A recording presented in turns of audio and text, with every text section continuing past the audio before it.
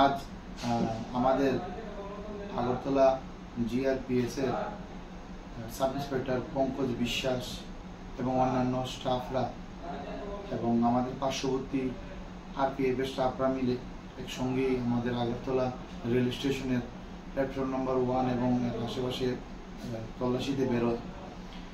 তখন বিকেলবেলা 3 জন সন্দেহজনক ছেলে, কম বয়সী ছেলেকে দেখে তাদেরকে আটক করে, যাদের নাম যথাক্রমে নাজির মিয়া, বয়স 23, বাবার নাম আহমেদ আলী, বাড়ি মধ্যচারিপাড়া এডিনগর, পিএস আমতুলি। আরেকজনের নাম মোবারক মিয়া, বাবার নাম সিদ্দিক মিয়া, ওর বাড়িও মধ্যচারিপাড়া এডিনগর, পিএস আমতুলি। আরেকজন রিয়াজ হোসেন, বয়স 18, তার বাবার নাম শাহজাহান, তার বাড়ি হলো কমলনগর, পিএস সোনামুড়া, ডিস্ট্রিক্ট সিপাহীজলা, ত্রিপুরা।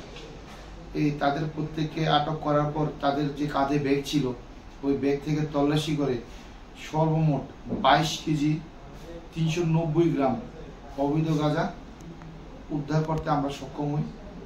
তারপর ওইগুলোকে তাদের কাছ থেকে সিজ করা হয় এবং পরবর্তী সময় তাদের বিরুদ্ধে আমরা একটি এনডিপিএস এর মামলা আগরতলা জিআরপিএস এ নথিভুক্ত করি। বর্তমানে এই 22 কেজি 390 গ্রাম যে গাঁজা উদ্ধার করা হয়েছে তার কালোবাজারি মূল্য হবে প্রায় 4 লক্ষ টাকা।